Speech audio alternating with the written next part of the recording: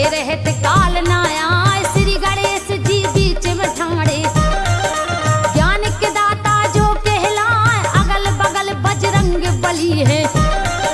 अंजनी माँ के लाल कहाँ, घंटा बजा चरण चूमत हैं। यात्री जो भी दर्श को आए, कठिन चढ़ैया है सारद की। ऊपर देखे जो दहलाए, कठिन चढ़ैया है सारद की।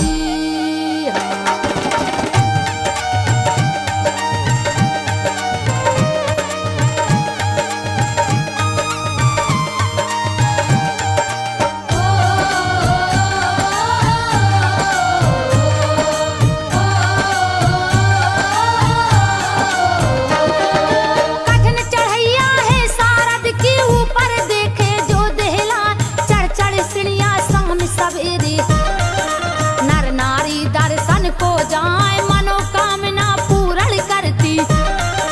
मैहर बसी शारदा माय, कोटन बाना गढ़े भुवन में। जिनका काल रूप कहलाए, बजे नगाड़े धूम धाम से। मैया मंद मंद मुस्काए, नरसिंह दाए अंग विराजे। महावीर बजरंग कहाँ, पूजा करे पुजारी पंडा। जगदम्बा को ध्यान लगा, अजब कला है इस मंदिर में। जहाँ पर बैठी शारद माँ, अजब कला है इस मंदिर में।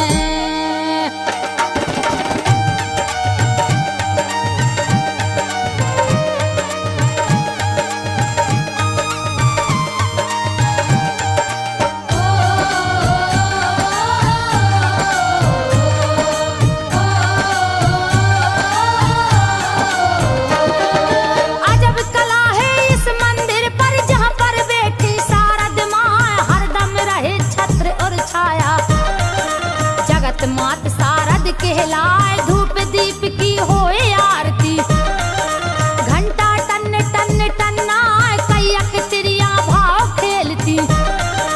नवरात्रि में लट छिटकाए, विकट रूप मैया शारद को। भर के नजर न देखो जाए, न्यारे कलश धरे मढ़िया में। जगमग ज्योति जल लपटाए, फूलन सजी भवानी मैया। फूलन को सिंगार कहाँ, फूट रहे हैं नरियल माँ को। जतन जतन से रहे मनाए, फूट रहे हैं नरियल माँ को।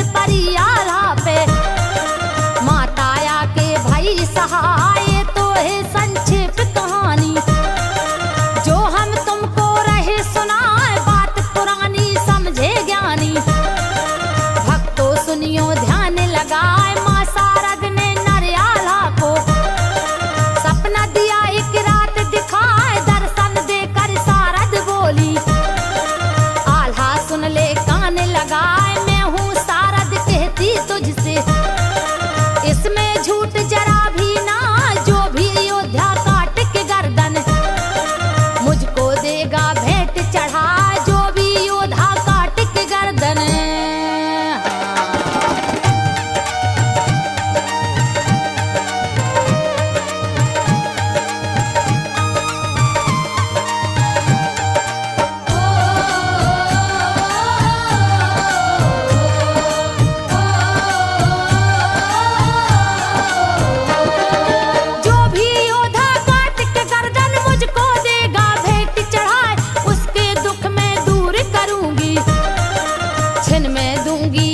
बनाए चौंक गया आल्हा यह सुन के।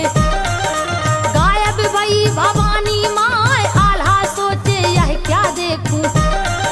सपनों दई भवानी माँ, ओढ़े रजैया आल्हा सो गए।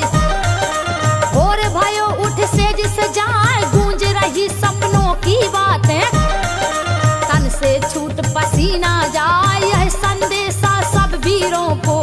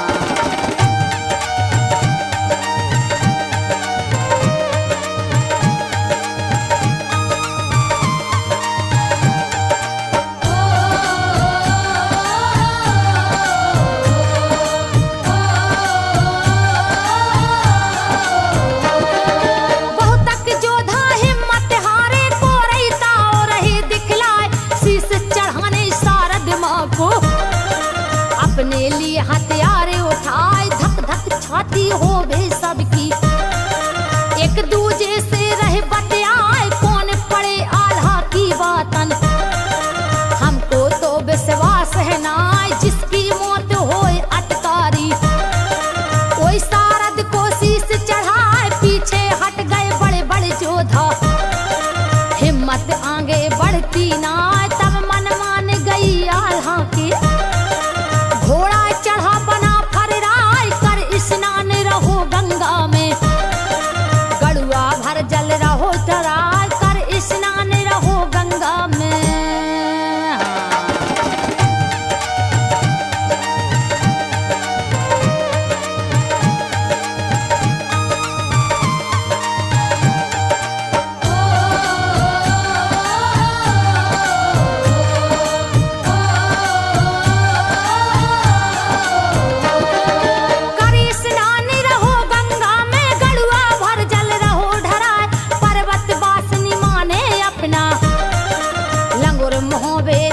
पठाए जाउत जाउत बोली सारद, तुम आल्हा बोलाओ बुलाए चलो लंगुरबा कूदत फांदत। लंबी दई छलांग लगाए कुछ ही घड़ी के अब अरसे में। लंगुरा गढ़ मोहबे में आए पूछत है अब पुरवासिन से। आल्हा को दो पता बताए कहे नगर के लोग लंगुर से। कुछ देर में लंगुरा आयो, आल्हा आल्हा टेर लगाए कुछ ही देर में लंगुरा आयो।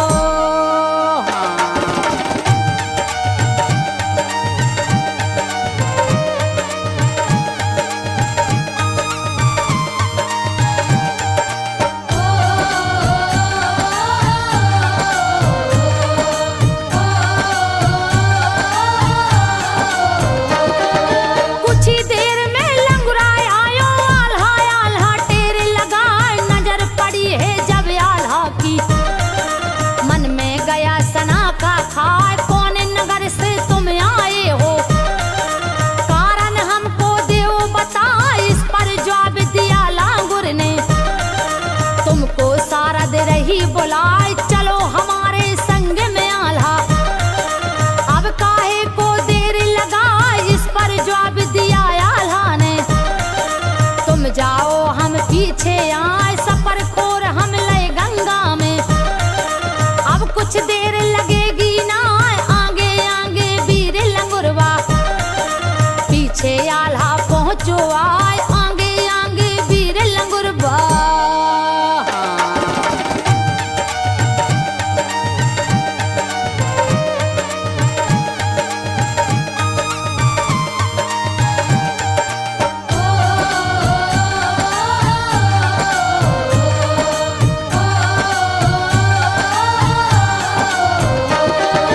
बंद किवरिया भई सारद की आल्हा जिस दम पहुँचो आए।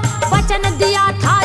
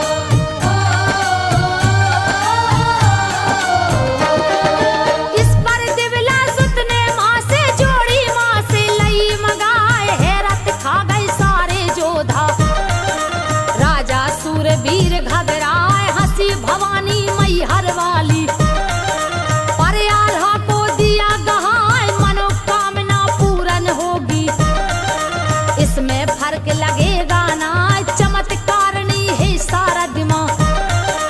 अपनी अजब कला दिखला जब एक खबर लगी भक्तों को, शारद की जयकार लगाए कीरत फैल गई दुनिया में। मैहर बसी भवानी माँ ऊंचे पर्वत बनो दिवाला, आल्हा पूजे शारद माँ ऊंचे पर्वत बनो दिवाला।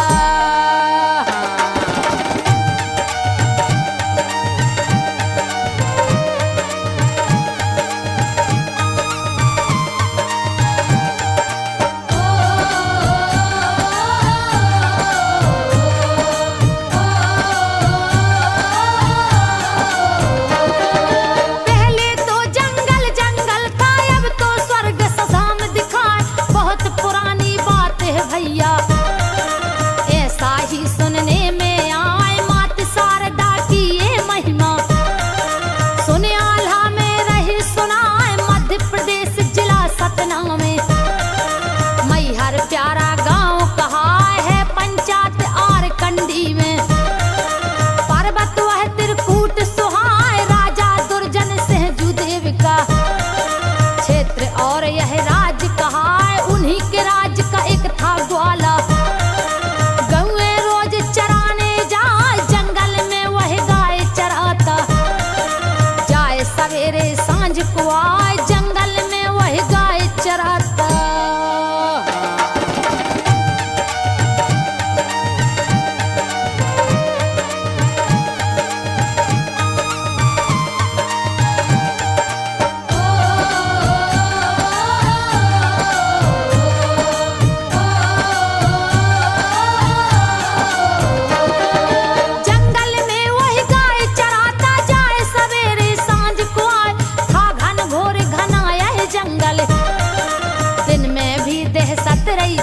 घोर अंधेरा उस जंगल में, डर बांधी आवाज यहाँ एक दिन ग्वाला ने क्या देखा, रंग सुनहरी गैया आए खिरका की गलियों में आकर। गाय सुनहरी भी मिल जाए दिन भर चरती सांझ की बेरा, चलत समय गायब हो जाए ग्वाला सोचे किसकी गैया। मैं फोकट में चराए कल मैं इसके मालिक से अब चरवाई मांगूंगा जाए, कल मैं इसके मालिक से अब।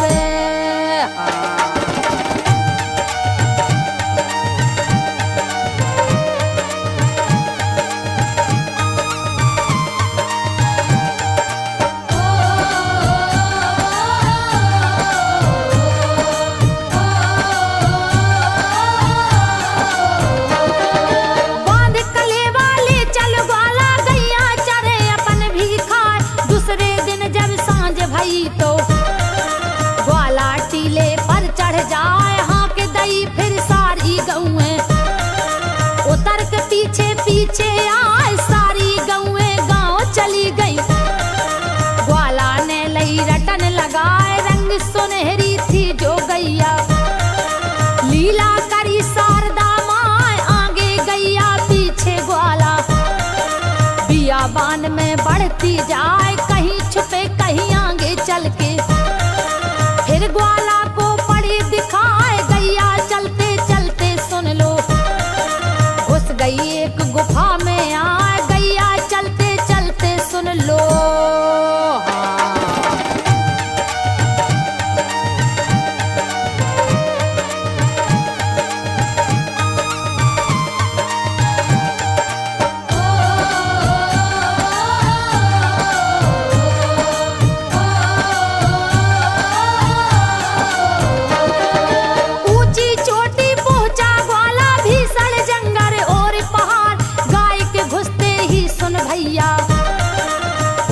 बंद गुफा के द्वार बैठ गया ग्वाला द्वारे पर, अपने मन में करे विचार डरवा दी आवाजें आती, लगने लगा वहां अंधियार कहता ग्वाला चाहे जितना करना पड़े मुझे इंतजार आज चराई लेकर जाऊं।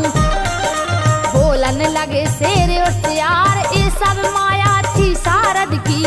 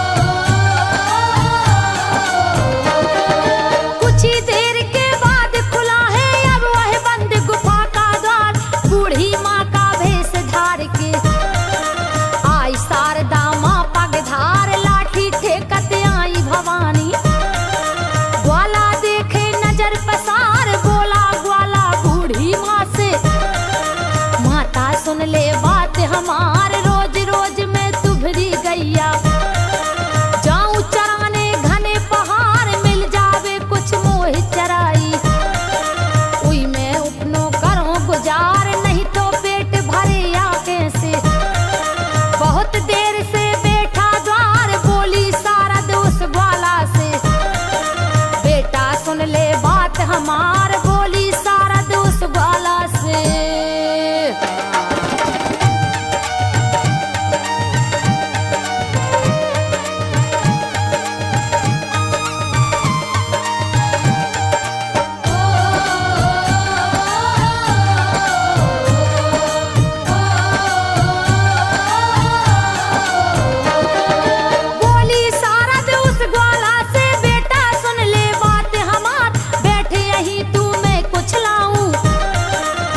चिंता करता बेकार, गुफा के भीतर गई शारदा, जवालय सूपा में धार, सूपा लेकर हाथ में आई, ग्वाला से कहे वचन उचार, एले बेटा तेरी चराई, अब तू घर जा होई अवार, बोली शारद फिर ग्वाला से, खतरा वाला ये पहाड़, अब मत आना कभी अकेले,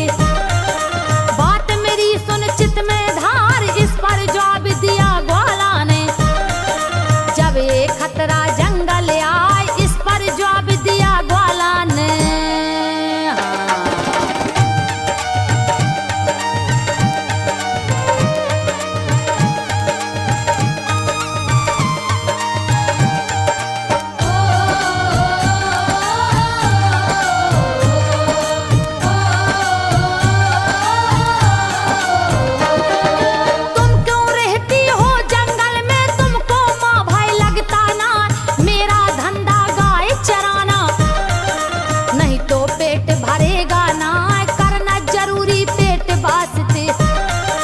कोई बैठा नहीं सके खवाए, हंसकर जवाब दिया मैया ने, बेटा सुन ले कान लगाए, जंगल पर्वत धाम है मेरे, चोटी ही स्थान कहाँ है, अच्छा बेटे अब तू घर जा, समय रात का पहुँचाया, अंतर ध्यान हुई बूढ़ी माँ, ग्वाला मन में हैरत खाए, बांध पुटरिया जो की ग्वाला, रातों रात ही घर को आए, बांध पुटरिया जो की ग्वाला।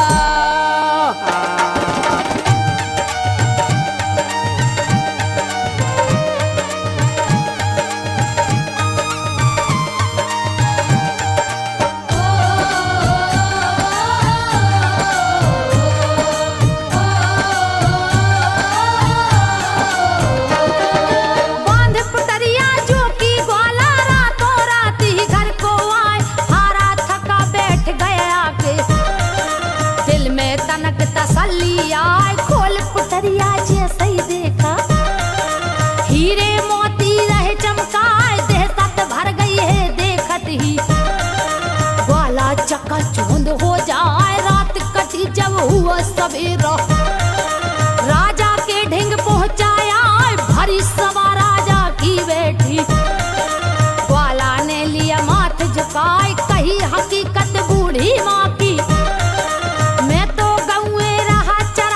हीरे मोती आप संभालो, मेरा राजन जी घबराए, हीरे मोती आप संभालो।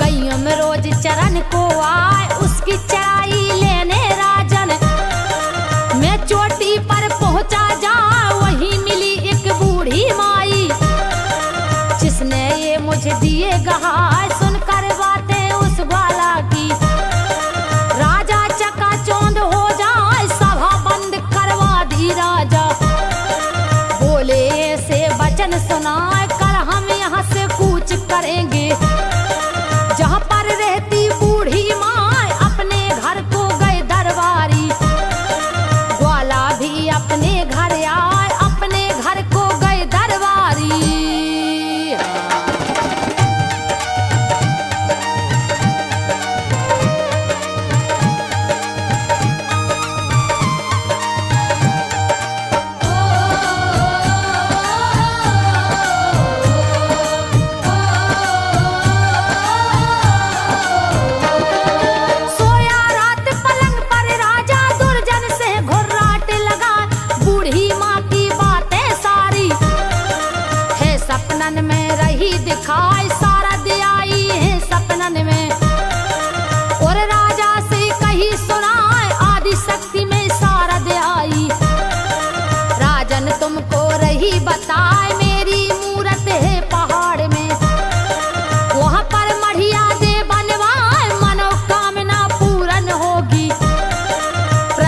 से प्रचार कराए।